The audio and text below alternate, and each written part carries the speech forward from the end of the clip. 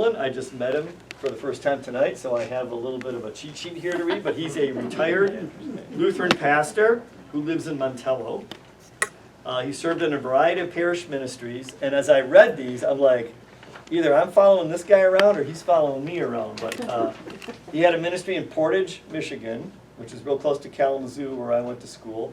Then he moved to Appleton, Wisconsin, which is where I lived for 40 years before I moved to Princeton, and Eden Prairie, Minnesota. And he was also an instructor and coach at Fox Valley Lutheran High School in Appleton. Now I got to ask you, was it the new high school or the old high school? I participated in the planning for the new one. Okay. And then left. So you coached at the old high school? Yes. Which is where my wife later taught when it became Xavier Middle School. She taught there. So yeah, we've got some connections, John. And he was also the pastoral ministry recruiter and admissions officer at Martin Luther College in New Ulm, Minnesota. But he's not local to the Princeton area. He was actually born in Milwaukee, grew up across the border in Zion, Illinois, but he did marry a Montello girl, Carol Mateski. Is she here tonight? Did I say the last name right? Oh, good. Okay. And her family roots go way back to the earliest days of county history. And so his love of family and church history research has led him to the discovery and enjoyment of many tales of people, places, and events from the community he now calls his home. He's the father of 5. Some of those might be, okay. The father of 5. Convinced to come. Grandfather of 11. And he hopes to instill the truth of the old proverb, we live as long as we are remembered. So the title of his talk tonight is Princeton's Pioneer Lutheran Pastors Not Named Hoyer, the First 5 Years, 1864 to 1869. So let us welcome John.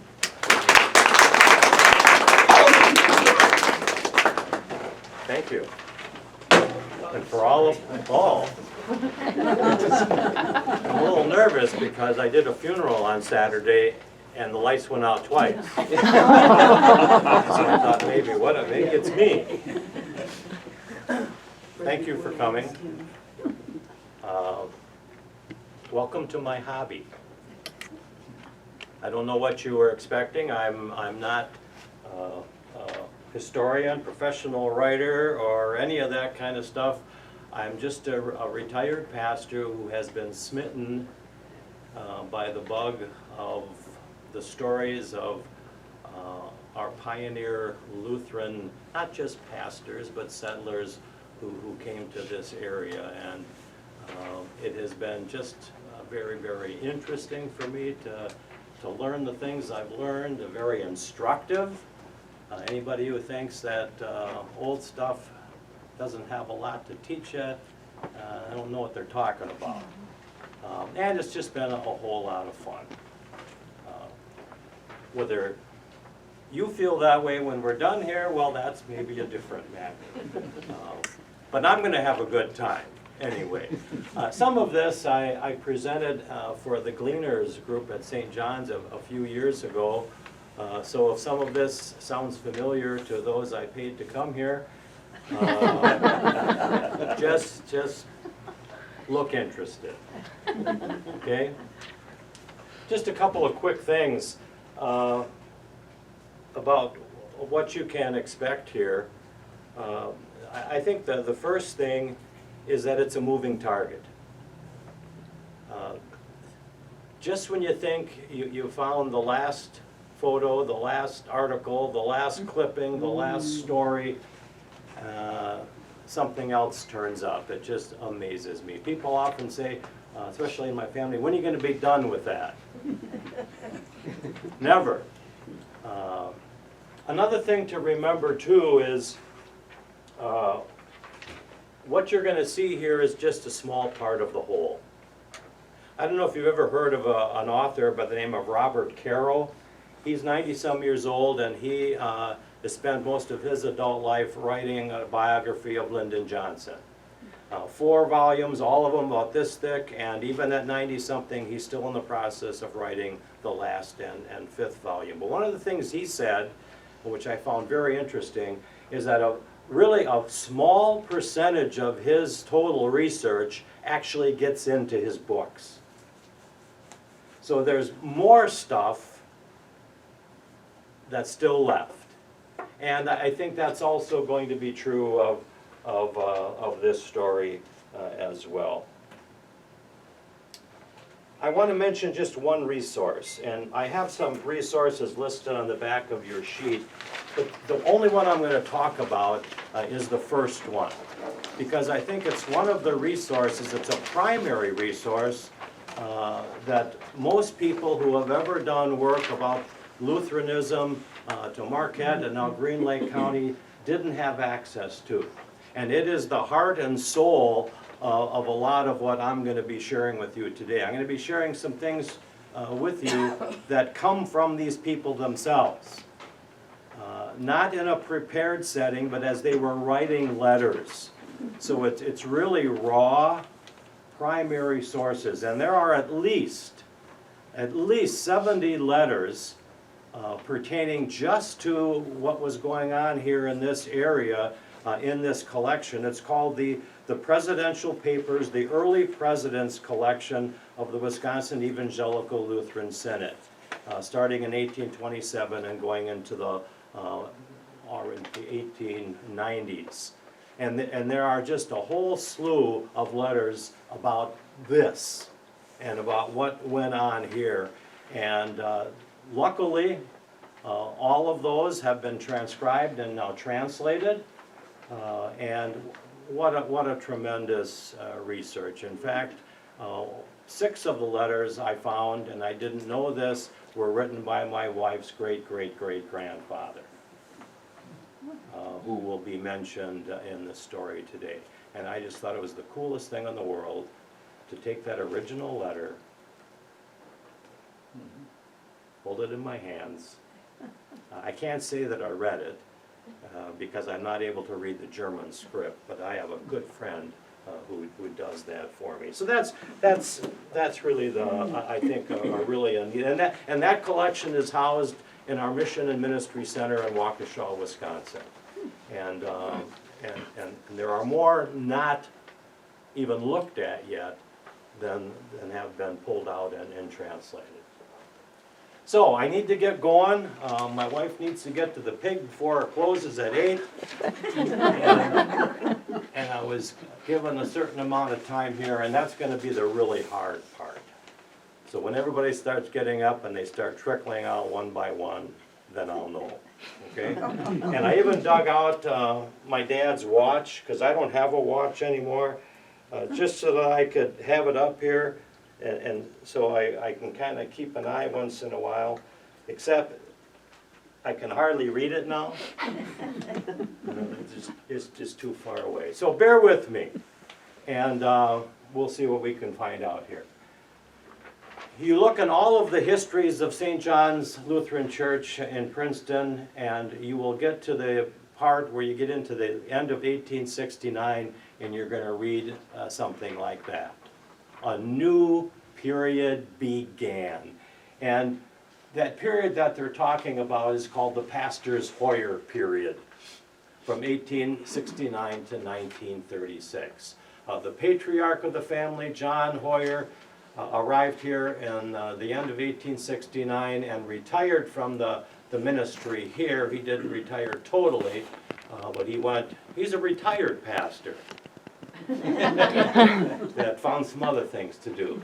About 4 years into his stay here, his seminary graduated son Adolf joined him and worked with him for 4 years, and there Adolf stayed here till 1936. So we're talking 55 years of Lutheran ministry in Princeton, just with the Hoyer family. And let me tell you, that is an amazing family story, which we're not going to talk about tonight. Even the Hoyer plot out at City Cemetery is fascinating. You could just sit there and look at every single one of those, and if you learn a little bit about each one of those stones, you would have a book. Fantastic. But we're not talking about the Hoyers. They get enough ink the way it is. We're going to talk about these 2 guys. The Princeton's pioneer Lutheran pastor is not named Hoyer. the first two pastors who served that congregation when it was founded in 1864. John Jacob Kern was the first one, and then Paul Lucas was the second one. And I'd like to tell you a little bit about them. Really, really interesting guys, for better and for worse. One of my mentors and colleagues wrote in a book, "Almost nothing in history suddenly appears." And that certainly is true with this story. It just doesn't happen. There's so much that went before that leads up to that and makes all of that happen and all that more understandable. The only problem is we don't have time to talk about it. And this really pains me to skip over this slide, and, well, I don't have to skip over that. It really hurts because I want to talk about all those things, but we don't have time. But I am going to go back anyway. You can see 1852, the story kind of starts, and 1864 is when that congregation was officially started. And a lot happened in between. When there were no pastors to serve them, a part-time pastor who served them for a couple of years, their first resident pastor, and then Pastor Streeter came in and left in 1865, and we're going to hear a little bit more about him. Each one of these men and each part of this story is crucial to what happened to the two guys I'm going to be telling you about. Each one of these guys brought something really special to this story of Lutheranism in, I say, Marquette County and Green Lake County. When the story started, they were one and the same. You knew that, right? Nod your head or something. If you don't care. But, you know, they also brought some stuff that so helped to tell the story that wasn't always so good. But it wasn't just pastors. You have a Missouri Synod pastor who became a Wisconsin Synod pastor until he wasn't, and then a true old Lutheran Missouri Synod pastor, Johannes Streeter. But they weren't all pastors. There were these two guys, and I can't show you his face because I had never seen his face. That is Johann Schultz. That's great-great-great-grandpa. And he's buried with his wife in the city cemetery. In fact, you can see I should use this little thing instead of pointing with my hand. Look at there. There's the Hoyer plot, and this is the Schultz plot. These guys were farmers, but they're more than farmers. They were both trained, university trained, what we would call parochial school teachers in the old country, in Posen. And when they came over here, well, with all the other Poseners who came to this area, people looked to them, many of them their former students, to be their leaders. And both of them played a crucial role. There were actually 4 parochial school teachers that came here. These were 2 that had, well, they all played a role in the overall story, but these guys played a pretty important role in the early foundation building of St. John's of Princeton. Johann Schultz and August Gerlke. Are the arrows where they lived? Or Yeah, oh yeah. This is where Johann Schultz homestead is, and you can see it's in McCann Township. There's the Fox River, and my wife shot a deer on that property. It's just that she didn't know it was great-great-grandpa's property at the time. Her cousin, who's living there, didn't know that was great-great-grandpa's property at the time. August Gerlke lived up here in Shields Township. You can see Germania. You can see Comstock Lake, and he had a 40 acres right there. And these were 2 places that we're going to be talking about later where, because there were no churches, buildings. And so these were places where they little preaching stations where the preacher would go from one or the other, which is going to lead to the thing that blew everything up. But hey, I'm getting ahead of myself. So they're kind of the main players. These men of God, this is from the Princeton, St. John's Princeton church history. These men of God, in a very limited way, fulfilled the spiritual needs of these early settlers. By the spring of 1864, those 16 Lutheran families in the Princeton area sensed a need for a more positive and permanent spiritual arrangement, and they called John Jacob, JJ for short, Kern, who was in Fond du Lac, Wisconsin, to serve as their first resident Lutheran pastor. And that sounds so benign. They called him to be the pastor. Trust me, the story was a whole lot more interesting than that. The organized beginning, June 15th, 1864. I call them the Princeton 16. Those were those founding members. Again, from the St. John's history, the beginning was made about 2 weeks after these 16 religious-minded Lutherans met on the third floor of what at that time was known as the August Teal store in downtown Princeton. At that time was a 3-story stone building.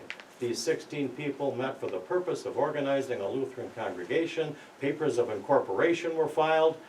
That's not totally true. Maybe they talked about it, but the papers weren't actually filed till about a year later when the next pastor, Pastor Lucas, he's the one who signed it. A constitution, the German language, was written, and the name Evangelische Lutherische St. Johannes Gemeinde, or St. John's Evangelical Lutheran Church, was adopted.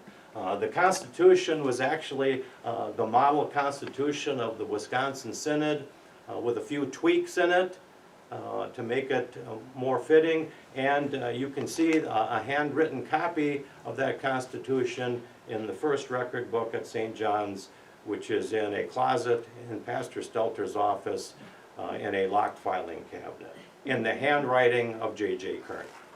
Wow. There's the 16, and it's under construction, and because I haven't done there's a project. If anybody looking for a project, is do some mini biographies of these guys. These are some of the early German Lutheran leaders in the Princeton community, and played a huge role, and one in particular we're going to be hearing about, August Teal.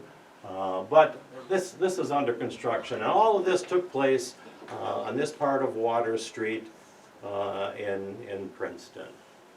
I was told that what used to be the Lerner Law Office, Lerner, that's the place where the building was. It's not the same building, but that's supposedly the spot where they had that organizational meetings early on. All right. I wasted enough time on that. But we're going to talk about these two guys, and we'll start with that first year and a very memorable year with J.J. Kern. We'll spend a little time just talking about the man and his story, a little description of his arrival and his first impressions when he got here, which I think is kind of humorous. It's not really, but it makes me smile. And then really the heart of this story is his battle for the Lutheran souls with that third pastor I showed you before, Johannes Streeter, which, like I said, really kind of blew up Lutheranism in the area.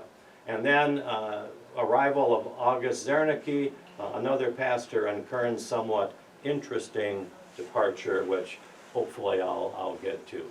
Now, I am going to take the time to read this. This is kind of a composite of a description of J.J. Kern that was written in an article in the Historical Journal of the Wisconsin Synod Historical Society.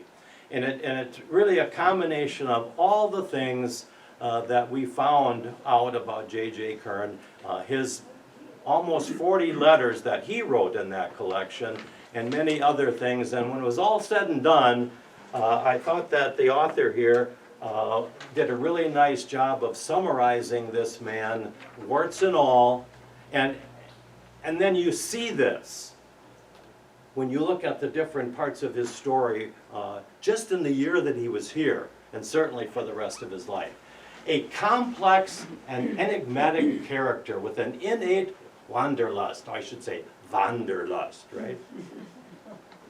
A man who must have had some degree of oratorical flair, his trial sermons almost always resulted in a favorable impression. He always made a fantastic first impression and just blew people away. He was well educated and relatively conversant in both German and English, whose mind was occupied with financial concerns to an uncomfortable degree, and that comes out constantly in his letters. He was always being asked to do too much and wasn't getting paid enough. And it was probably both true. We all do that. Well, yeah. But one of the things conclusion I came to him, he really wasn't made to be a pioneer Lutheran pastor. Because if you expect to not have to work hard and you expect to get paid a lot, you're in the wrong line of work in the 1850s and 60s. He tended to view and interpret the world around him in a way favorable to and in harmony with his own desires and ambitions, who was enterprising and capable of a heavy workload when his heart was in it, who had a knack for spotting potential in ministry fields. He had great vision, he could see things, who could easily grow bored with and or burned out from his current work, leading him to see greener grass in other pastures, and whose emotions could quickly and drastically ebb and flow from frenetic excitement to near despair. He seems to have had a true Lutheran conviction to some degree, but he does not seem to have had an awareness of or time for finer doctrinal points and distinctions. He seems to have had a desire to belong, but his opportunism, sense of self-importance, and desire for respect and esteem would not allow him to find a comfortable and enduring fit anywhere. And they give the impression of a swaying reed, a characterization he himself expressly wanted to avoid. I thought that was an outstanding summary. When I learned all that I've learned about this man, I could say, thank you very much for having me tonight. And there's J.J. Kern right there. Interesting story, one of his direct descendants, a man by the name of Ron Leislow, lives in the Twin Cities. He contacted me. He had done a lot of work on the Kern family history, but he had a major puzzle. What do they call that in genealogical? A brick wall. Because one of J.J. Kern's daughters was born in Wisconsin, and he was convinced it was a mistake because they had absolutely no mention or evidence of that. He never knew that Pastor Kern was a pastor in Wisconsin or in Princeton. And so I shared all of these letters with him and this article, and I'm going to tell you, when he got done, he says, John, after I read all this and the more I've learned about, I don't know what to think of him. He wasn't sure. He was proud of him, and obviously it's one of your ancestors, but he wasn't sure he liked him so much with some of that. But I thought that was an interesting, and I almost felt bad that I even told my translator, Pastor Beaver, I says, maybe we shouldn't tell him some of these conclusions we're coming to. Just some really quick summaries of his life and how he got here. He was born in Württemberg in 1835. He immigrated to the United States in the fall of 1859, and it looks like it was shortly after his mother died at age 24. And from the ship's register, he was with a group of other young men. And they were all young Mission Society trained men who were coming to America to serve. So he wasn't alone on the boat. After a brief stint in Iowa, when he got here, where he organized a congregation in Farmington, which I think is the very far southeast part of the state, also found a wife. But in June 1860, he moved to Springfield, Illinois, and there he taught at the original Illinois State University, which was operated by the Illinois and Northern Illinois Lutheran synods. This is not the Illinois state that you probably have heard of. This was something different, didn't last very long. It was a church school that they wanted to make into a theological training ground. In fact, the Wisconsin Synod in its early years didn't have any training for their pastors. They depended completely on the mission societies from Germany, and that was hit and miss. And didn't always work, and so were talks with this school that maybe we would use them as our pastor training school as well. Well, the whole thing blew up for any number of reasons. We pulled out, and one of the fallouts from that are some of the teachers who were there, like J.J. Kern, started looking for other places to land, and he thought that the Wisconsin Synod was where it would be a good fit for him. Also, by the way, one of the early board members of the board, even though they haven't seen any proof that he went to any of the meetings, was Abraham Lincoln. And his oldest son, Robert, attended the school. He probably wouldn't want you to know that, because what I learned about that from a book written about this school, he wasn't very nice. And was not a model student. Turned out to be a great man and served his country wonderfully, but every once in a while, J.J. Kern and his family try to milk this. But by the time he died and was buried, all of Abraham Lincoln's children sat in his classroom. Not.